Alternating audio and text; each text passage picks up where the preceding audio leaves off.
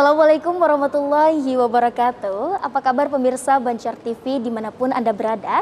Senang sekali menjumpai Anda di Lintas Banua Sepekan edisi Minggu 22 Agustus 2021. Tentunya bersama saya Miratun Nahar dan serangkaian berita terpilih selama sepekan kami sajikan ke hadapan Anda. Dan inilah informasinya untuk Anda.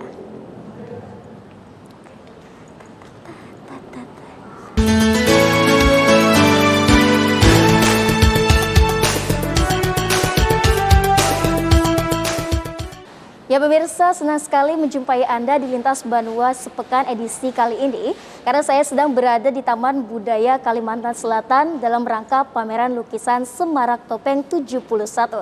Dan kita bisa melihat beragam lukisan yang ada di sekeliling saya saat ini pemirsa, dan tentunya mempunyai ragam makna dari para pelukisnya. Dan para pelukisnya juga para pelukis Banua tentunya dari Kalimantan Selatan pemirsa. Nah pemirsa, mengawali jumpa kita kali ini dengan informasi dari PJ Gubernur Kalimantan Selatan Safrizal ZA. Beliau memimpin rapat koordinasi Forkopimda bersama Bupati, Wali Kota, jajaran Dandim dan Kapolres terkait penanganan COVID-19 di Provinsi Kalimantan Selatan.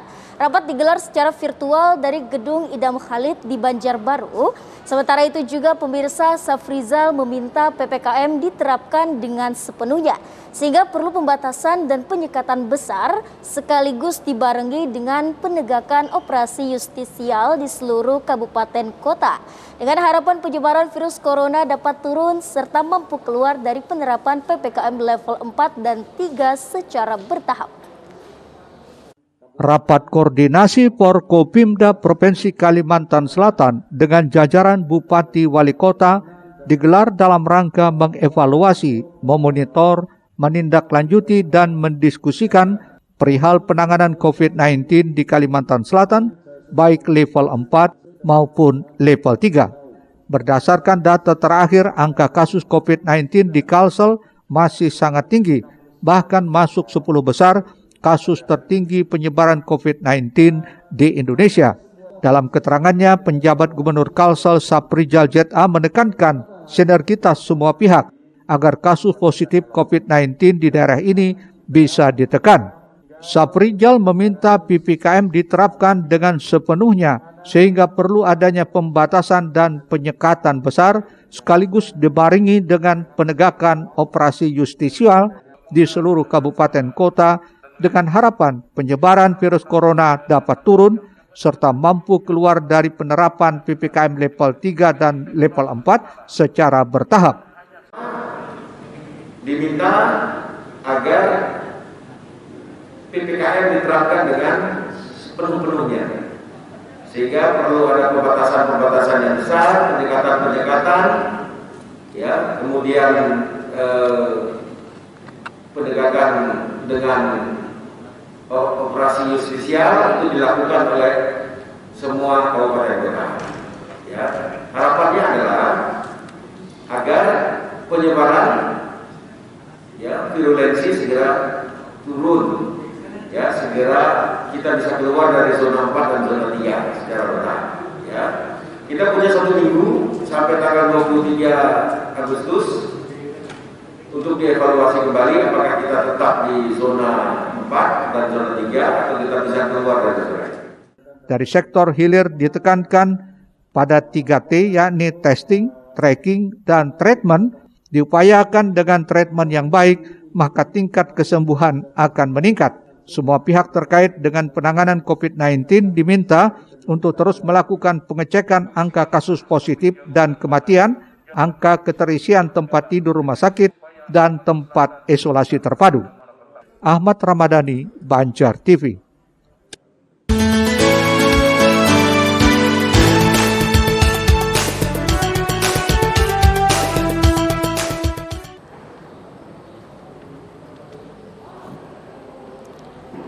Wah pemirsa, ternyata lukisan di sini semuanya luar biasa ya pemirsa. Tentunya ada teknik tertentu dan keunikan masing-masing dari para pelukis Banua ini pemirsa.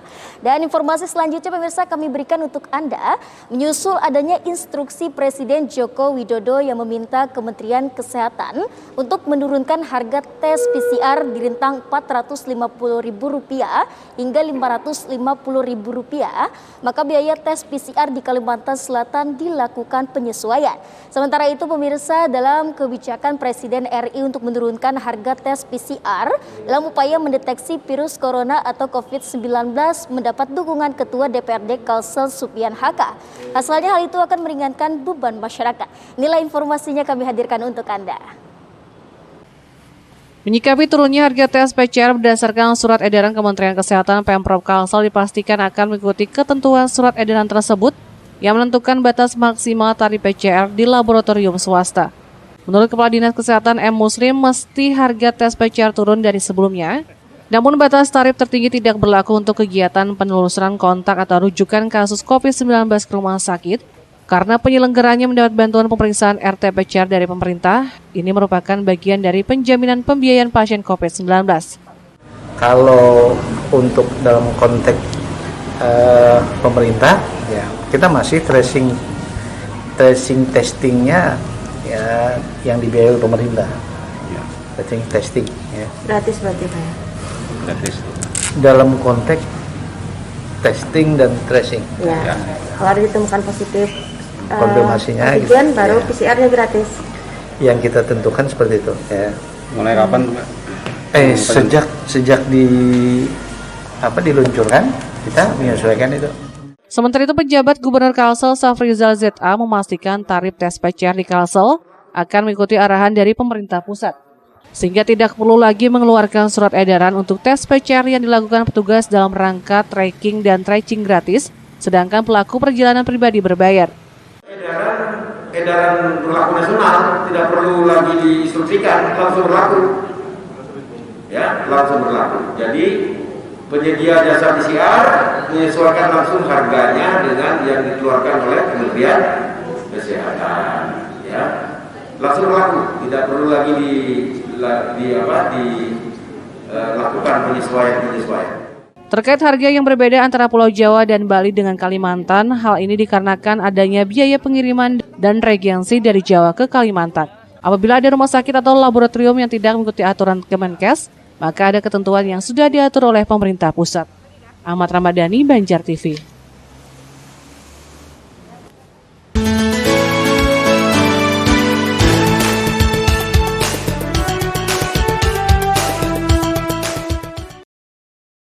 Harga pemeriksaan deteksi virus corona melalui metode tes PCR akhirnya diturunkan sehingga separuhnya, yakni di kisaran harga Rp450.000 sampai Rp550.000. Adanya kebijakan Presiden tersebut langsung mendapat dukungan Ketua DPRD Kalsel Supian Haka saat ditemui awak media di gedung DPRD Kalimantan Selatan.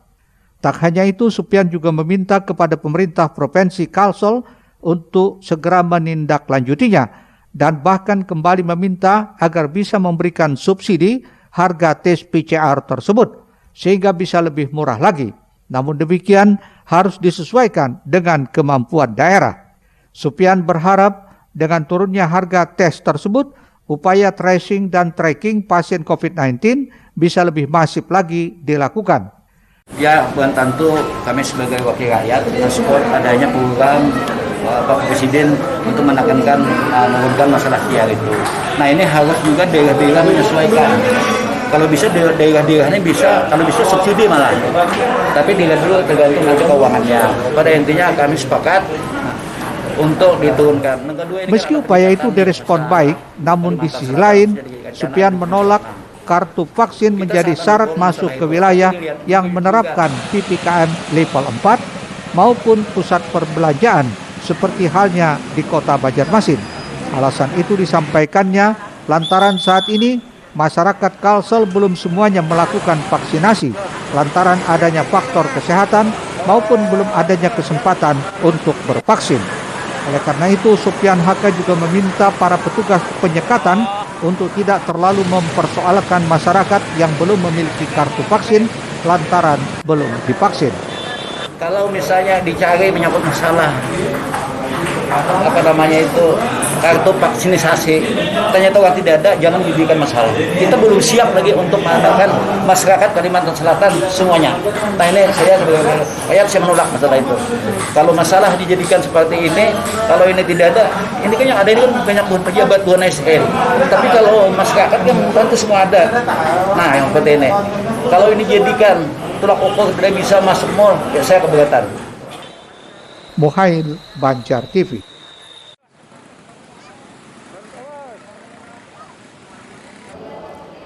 Pemirsa, informasi selanjutnya, Ketua DPRD Kalsel Haji Supian Haka meminta kepada tim gugus tugas COVID-19 Kalimantan Selatan untuk kembali memperhatikan fasilitas tempat cuci tangan di sejumlah tempat umum seperti pasar tradisional dan kantor pemerintahan.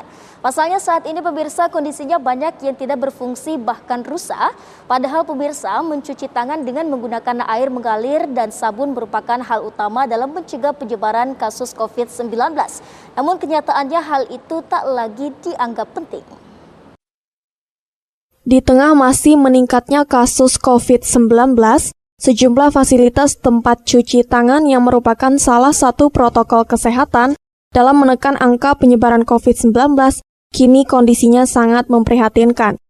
Kondisi itu disampaikan langsung Ketua DPRD Kalimantan Selatan, Supian Haka, usai melakukan pengecekan ke sejumlah fasilitas umum seperti pasar dan kantor-kantor pemerintahan. Menurutnya tandon yang seharusnya bisa untuk mencuci tangan tersebut, kini banyak yang kosong alias tak lagi terisi air.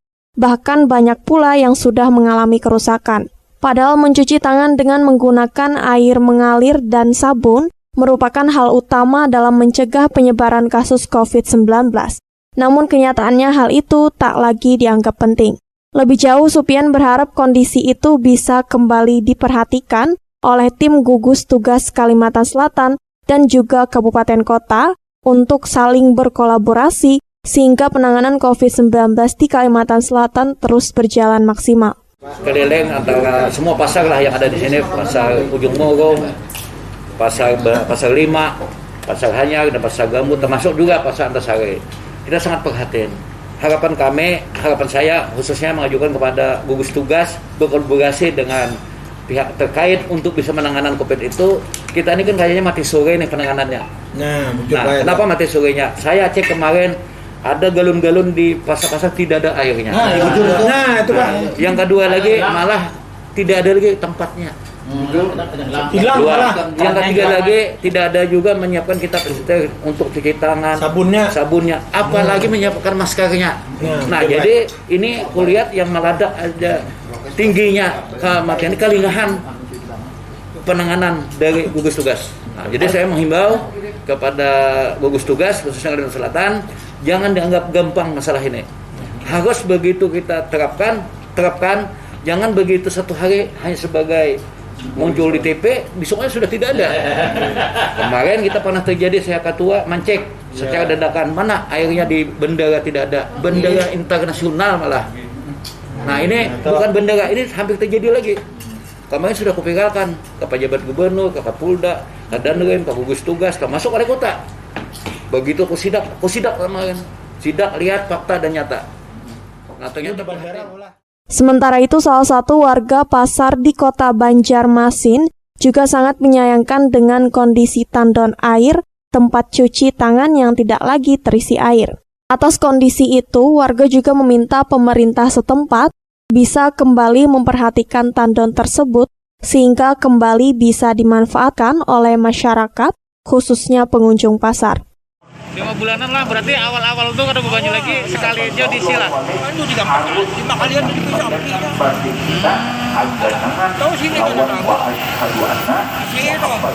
Isi lagi dia menambah tangan. Isi rusak lah, mungkin rusak tuh. Ada juga tuh ada sampah aja tuh. Muhail, Banjar TV. Ya pemirsa, DPRD Provinsi Kalimantan Selatan membidangi pemerintahan dan hukum memantau penerimaan pegawai pemerintah dengan perjanjian kerja atau P3K di Kabupaten Hulu Sungai Tengah. Dari hasil pantauan sejumlah formasi diketahui masih sepi peminat sehingga perlu adanya langkah strategis dari Dinas Pendidikan maupun perguruan tinggi.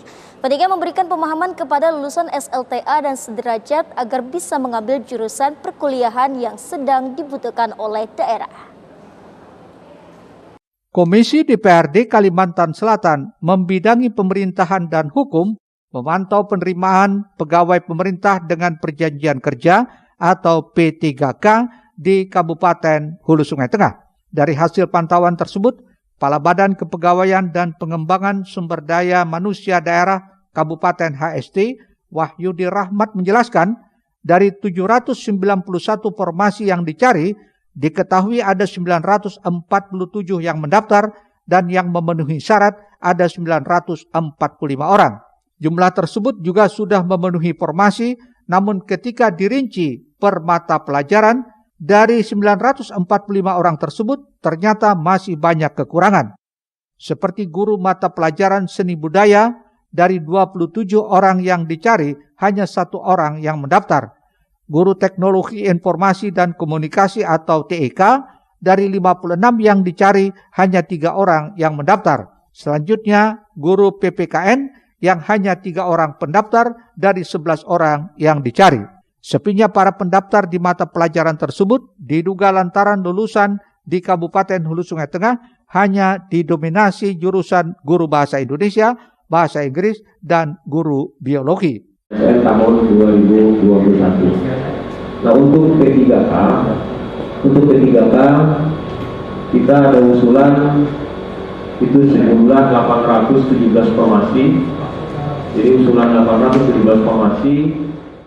Sepinya pendaftar dari berbagai guru mata pelajaran seperti guru seni budaya, PPKN, dan guru teknologi informasi dan komunikasi tersebut menjadi perhatian serius DPRD Kalsel, khususnya Komisi 1. Dari pertemuan tersebut perlu adanya langkah strategis dari pihak Dinas Pendidikan maupun perguruan tinggi, pentingnya memberikan pemahaman kepada lulusan SLTA dan sederajat agar bisa mengambil jurusan perkuliahan yang sedang dibutuhkan oleh daerah. Bahwa kita harus menjalin kerjasama dengan perguruan tinggi agar mempersiapkan prodi-prodi yang memang lebih tepat dan berguna untuk kepentingan daerah. Ulur sebagai bagian daripada perguruan tinggi sebenarnya, sama kajian kampus lain juga, banyak perguruan tinggi yang membuat prodi itu ternyata sudah ada luarsa lagi dengan keperluan daerah. Sehingga data-data yang ini nanti ulun minta, sehingga bisa ulun jelaskan di kampus, perlunya daerah itu ini, bukan jurusan-jurusan yang seperti ini yang sudah 40 tahun. Mohail, Panjar TV.